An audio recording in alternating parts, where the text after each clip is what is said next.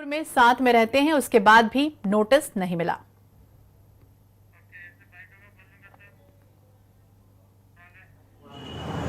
जो फॉर्म 6 में कारण बताओ नोटिस ऋचा जोगी जी को दिया गया है, वो केवल और केवल राज्य स्तरीय छानबीन समिति दे सकती है। ये कलेक्टर के या जिला स्तरीय छानबीन समिति के क्षेत्र अधिकार में आता ही नहीं है। उसके बावजूद भी प्रश्न ये नहीं उठता है कि किसने ये सर्टिफिकेट बनवाया, प्रश्न ये है कि किसने बनाया। नियम 8, 9, 10, 11, 12, 13 के अंतर्गत पूरी प्रक्रियाओं का पालन करते हुए पूरी छानबीन करके सरकार ने ऋचा जोगी जी को उनका जाति प्रमाण पत्र जारी किया। किसकी सरकार थी? मेरी सरकार तो नहीं थी, भारतीय जनता पार्टी की तो सरकार नहीं थी, कांग्रेस की ही सरकार थी। और इसी बीच ऋचा जोगी आज नहीं जाएंगे मुंगेली। मुझे सुनवाई नहीं मिला उसका नोटिस। ऋचा जोगी कानूनी रूप से जब नोटिस भेजा जाएगा सुनवाई के लिए उपस्थित रहूंगी। तो ऋचा जोगी ने कहा है कानूनी रूप से जब नोटिस भेजा जाएगा सुनवाई के लिए मैं उपस्थित रहूंगी। वो नहीं जा रही हैं सुनवाई के लिए।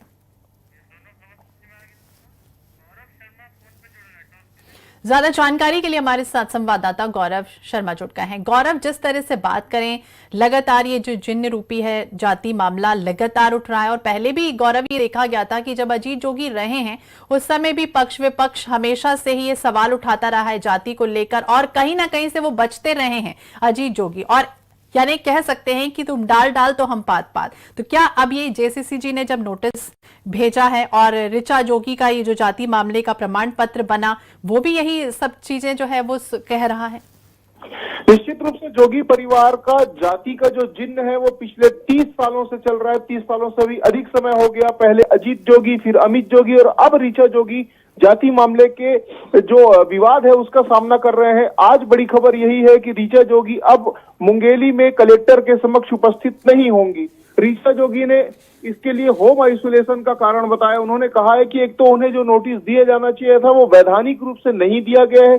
न्याय के प्राकृतिक सिद्धांत के अनुरूप उन्हें सुनवाई के लिए जो अवसर दिया जाना चाहिए था वो भी नहीं दिया गया है और शिकायतों की प्रतिलिपि उपलब्ध कराई जानी चाहिए थी वो भी उपलब्ध नहीं कराई गई है। समाचार पत्रों में जो नोटिस के संबंध में समाचार प्रकाशित हो रहे हैं उसको उन्होंने अपमानित करने वाली घटना करार दिया है और साथ ही साथ ये कहा है कि सभी दस्तावेजों को वो जिला स्तरीय छानबीन समिति जो है उसके समक्ष भेजेंगी, लेकिन जाति प्रमाण पत्र के मामले में जो वैधानिक कार्रवाई होती है उसके संबंध में जब नोटिस आएगी तो वो जरूर उसका सामना करेंगे। लेकिन फिलहाल इस वक्त यही बड़ी खबर है कि ऋचा जोगी मुंगेली नहीं जाएंगी। उन्होंने जांच प्रक्रिया जो है उस पर ही सवालिया निशान लगाए। इसका आशय यही है कि अब इस जांच प्रक्रिया को लेकर भी वो कहीं ना कहीं कानूनी जो रुख होता है वो अपना सकती है, कानूनी रास्ता ले सकती है, अदालत की जो प्रक्रिया है उसका सामना कर सकती है। तो तमाम जो दाव पेच है वो आज निकल कर सामने आ रही है। इस बीच अमित जोगी ने कांग्रेस की सरकार पर ही सवाल उठाए। उन्होंने कहा है कि कांग्रेस की सरकार ने तमाम तथ्यों की छानबीन के बाद में ये जाति प्रमाण पत्र जारी किया है। ऐसे में क्या कांग्रेस की सरकार गलत है, इस बात को उन्होंने उठाया। तो कुल मिलाकर अब विवाद देखने मिल रहा है और पल पल सियासी समीकरण भी बदल रहे हैं। जी तो गौरव, जिस तरह से बात करें ऋचा जोगी के प्रमाण पत्र पर सुनवाई आज होने वाली थी और ये भी कहा गया था कि अगर उपस्थित नहीं होती हैं तो जाति प्रमाण पत्र जो है वो निरस्त किया जा सकता है। अब एक तरफ इनकी ये बातें कि हमें नोटिस नहीं मिला है और दूसरी तरफ ये कहा गया कि अगर उपस्थित नहीं होती है तो निरस्त हो जाएगा। फिर ये किस तरह से होगा अब आगे?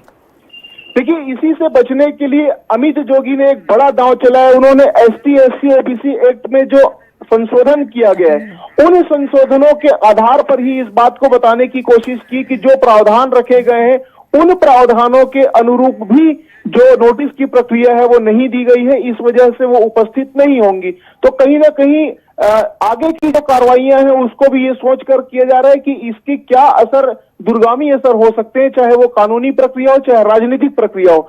दोनों ही प्रक्रियाओं को ध्यान में रखते हुए अमित जोगी अपना दांव चल रहे हैं और इसी कड़ी में आज ऋचा जोगी को मुंगेली नहीं भेजने का निर्णय भी लिया गया है। जी।